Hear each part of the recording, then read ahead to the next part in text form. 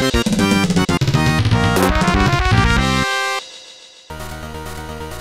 everybody, my name is Alden. Drew. And welcome back to episode 5 of Super Meat Boy. We're going to pick up right where we left off, going through the warp zone level here. It's back to the Jill character warp zone. It's going to take me a little while to get used to the new character controls. You don't really realize until you switch characters just how much faster Meat Boy is than everyone else. Jill is a little bit floatier as well, so it takes a little getting used to, but unlike the other warp zones, the character warp zones don't give you a life count, so that's something that's really nice because you're trying to get used to these new mechanics.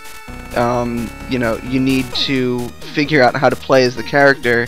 It would be real jerk move if they only gave you 3 lives.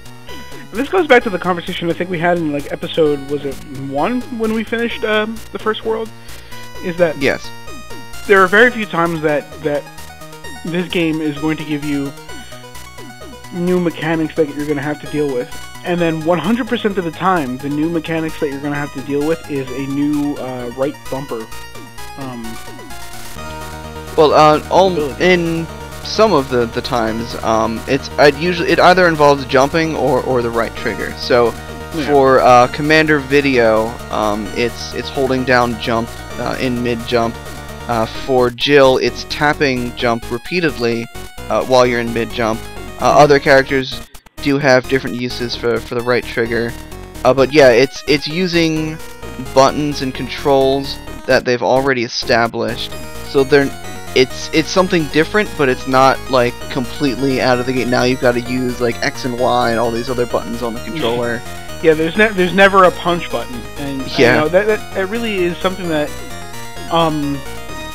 a lot of games. I feel like games really need to take that lesson to heart. Like, if you're designing a game, rather than using trying to make a game that uses the whole controller for everything. Stick with a simple control scheme. In this case, the control stick, the A button, and then sometimes the right bumper, or an R1 if you're playing like a PlayStation controller or something like that. And then build the game around that mechanic. I see so many games that are first we're a third-person shooter, then we're a racing game, then we're then we're a bowling simulator a la Grand Theft Auto 4. Yeah, scope control is really one of the toughest lessons that I've ever learned about game design. Is the most important thing you can do is pare down your experience as much as you can to the core mechanics and the core game that you want to build around. And once you have that really polished, really fun experience, then you can expand on it.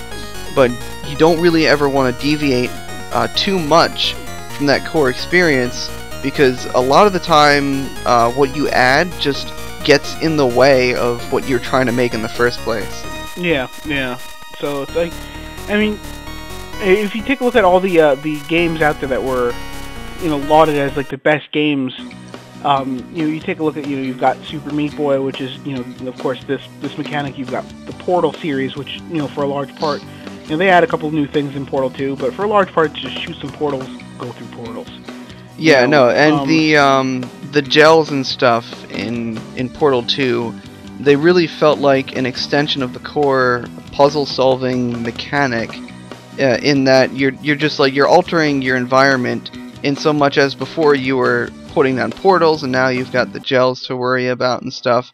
But it wasn't like you could constantly shoot the gels with different buttons, and you had to like figure out where to put the gels and everything. They always, if you needed a gel, they would give it to you. And there was no instance they gave you one and it was just like a red herring. So like those games were shining examples of game design. And you'd be stupid to argue otherwise that the Portal games were fantastic. Yeah, going back to the scope conversation, that having the games with the simple mechanics and having everything set up for you you know, and pre-planned out. That what that does is it really gives you. I'm trying to find an eloquent way to place this. It gives you a nice. It makes it so that events like, you know, having to have, you know, tap A to not die, or, you know, those flashing messages there, you know, every 5 seconds, like, you know. And now I'm going to preface this with, I love this game, so please don't take this as a commentary that I don't like it. But one of the things that I didn't like about the Arkham series, the Arkham Asylum, Arkham, you know, you had all these different things where it was press X to do this, press A to do this. Why don't you just, you know, I would much prefer a Batman game that I had a set of controls where A was my action button all the time. Yeah. You know, if I wanted to interact with, you know, press the A button. So I mean, I'm okay with all the button combos and everything. It was very much a fighting game and very much a planned fighting game, not a you know, just a button masher. But like, you know, I appreciate that this is always, you know, you've got these controls. Here you are. You're gonna need some combination of those controls. Go. You know. Yeah. Definitely something to be said for simplifying the controls and just making the experience as streamlined as possible. Yeah, I mean, and one thing you'll notice, I mean, there's no tutorial in this. They give you the first two levels actually do have some tutorial text on, like, moving and jumping and running. Right, but they're the first two levels. Yeah, they're legitimate levels. They're, you know, it's not like they just throw you right in the game. They give you a picture. I mean, it doesn't even say, you know, press A to do this, you know, do this with the right bumper. It just gives you a picture. You know, yeah, they right don't stop you. They don't make you read the text. You know, if you know what you're doing, you can just jump and figure it out and dive go right in. through. So one thing I forgot to mention, the new mechanic that was just introduced in the level prior is the locks mechanism, where you find a key. And as soon as you pick up the key, it will unlock either a door or it will start a chain reaction of gates being unlocked, and that'll do something somewhere else in the level. That key I just picked up actually opened up the lock that you saw at the very beginning of the level that had a bandage behind it. I tried to pick up the key and go back, and I accidentally completed the objective and picked up a bandage girl. You accidentally do what you're supposed to do. I know, how stupid of me. And there will even be times when you'll need to use a key to unlock a door to get another key. Yo, dog. I heard you like doors. So this is a new type of enemy. These blobby guys will bounce around and they will just reflect back as soon as they hit something. You'll notice I just skipped a warp zone. I did that on purpose. I don't feel like dealing with warp zones in level 2 right now. Oh, new game mechanic here. We have lasers. So what the lasers. They will actually telegraph their attack. You'll see a faint laser line that you can run through, but then you'll also see a not faint laser line that will explode you. Oh, and, you get super exploded. Here, Drew's going to demonstrate that. I'm going to show you exactly how much blood Super Meat Boy can get on this corridor. Let's watch. Let's paint the walls. Yup. Oh, I missed a spot. Better go back. Oh, missed it again. Don't worry, guys. I'll go back. There we go. There we go. I got it. Okay, we can move on now. I think you missed that corner up at the top left. Yeah. Yeah, I do miss that tiny little corner there. But that's cool. I made it out. You painted the entire corridor. This is something that I appreciate, that you have those two guys that are firing at different directions. If you time it right, you can run through. Otherwise, you'll have to, you know, just like keep hopping on a wall there. Yeah. So this level is in and of itself just to rescue bandage girl is somewhat annoying, but then to get that bandage you see floating in the middle, it's super annoying. So if you notice at around between 21 and 22 seconds, the lasers shut off. These lasers are pretty much the exact opposite of the rest of the lasers we've seen so far, in that they are constantly on and then they only shut off for about a second or two. So you need to get over top right about where I died. You need to just chill there and wait for those lasers to deactivate and then drop down.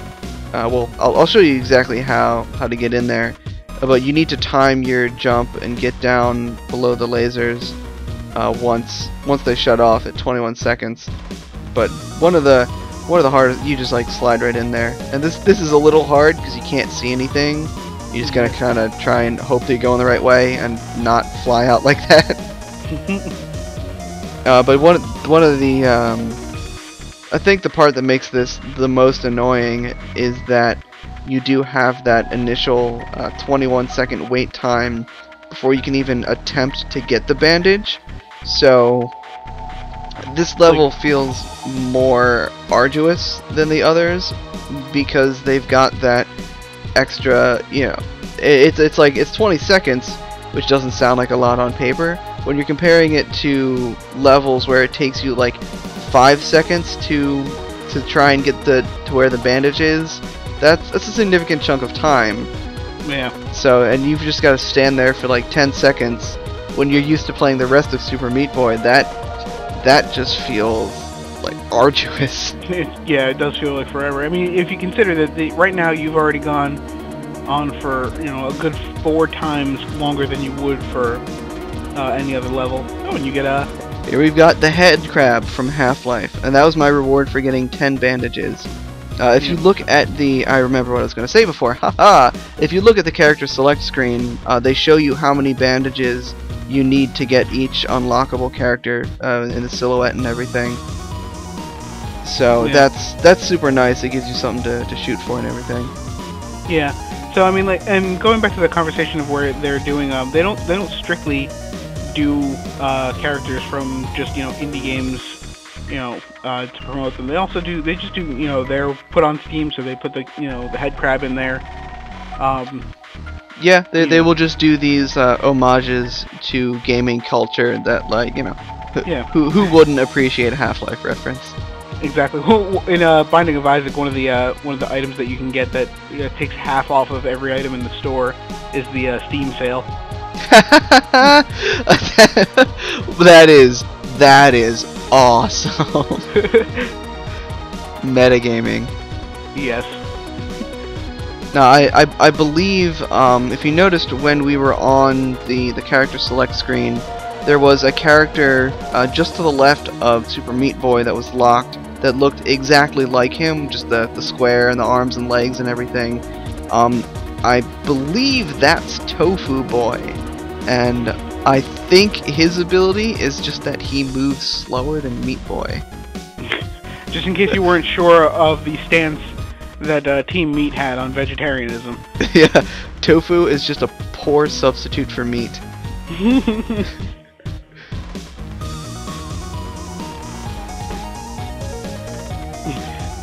sorry, vegetarians, don't sue us. I like you as people, I just don't agree with you. I'm sorry, I just find meat too good. Yeah. I just can't. How can you live your life without bacon? I'm sure you can. There are people who do it, but I'm not one of those people. I just don't understand it. I couldn't. I can't do it. I can't say that tofu is all bad. I've had tofu dishes that I've liked before. I haven't. So so there's that. But that good on you. I'm glad you can enjoy tofu. I can't remember the name of the place, but there is one of those hole-in-the-wall Chinese food places in North Jersey that does a mean General Tso's tofu. I suppose if you've got the right spices and everything. Now here we've got our Chapter 2 boss introduction. Yep, this is C.H.A.D, the most adorable boss in this game. He's so cute. I don't know what Professor Fetus is trying to do to Bandage Girl there. Looks like he's trying to stuff her into a laundry chute. Meat grinder. But you don't put bandages in a meat grinder. You put Meat Boy in a meat grinder. I wonder if they thought of that little I wonder if they thought that little joke. You know, how bandages will clog anything. The blood just clogs up. I get it. Wow, it's taking me like 3 views through this boss. C.H.A.D is a blood clot. Yup. Look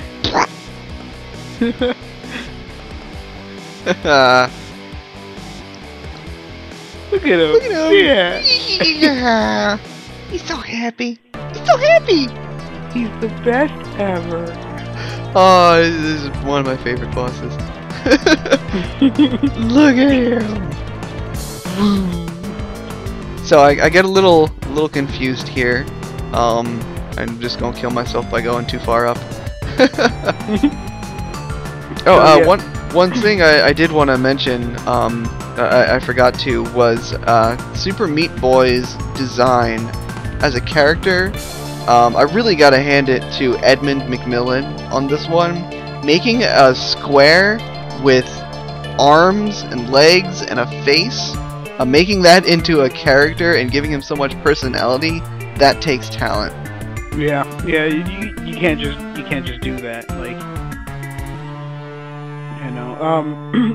And even like, you know, in the cutscene, he's got a lot of talent, he's got a lot of character because, you know, he's you know, fleshed out in the cutscene. But you'll notice that if you run, like, he's got a little smile there. Like, he's like, yeah, I'm going fast or something like that. I don't know. Go fast. Gotta go fast. But yeah, he's got this little you know, they do well with characterizing him.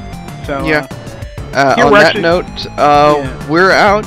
We're gonna jump to some pre-recorded audio we did while we were filming. So have fun, guys. Catch you later. What's going on? Is he drying up because he's made of blood? Maybe. He's a scab now.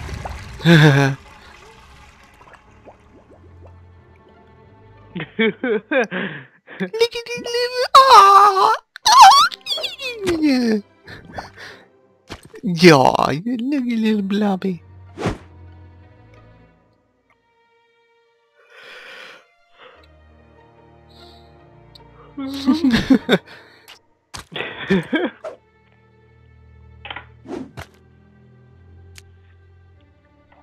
Oh, he's adorable. Look at him!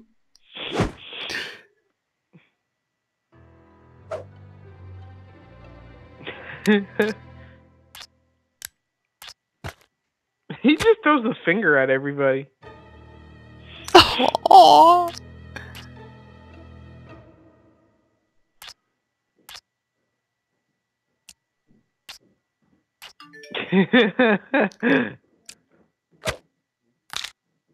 Oh, he's all beat up and gnarly looking.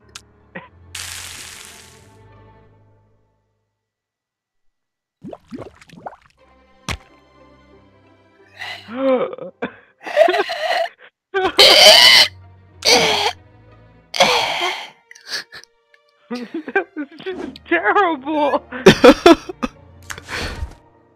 Are they just penguins away? Cobblepot. Oh, he's still going.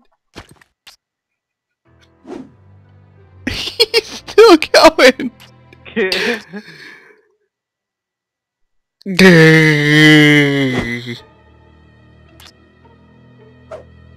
he doing? Is he just gonna cover him up in a box? Oh no, he's gonna smother him.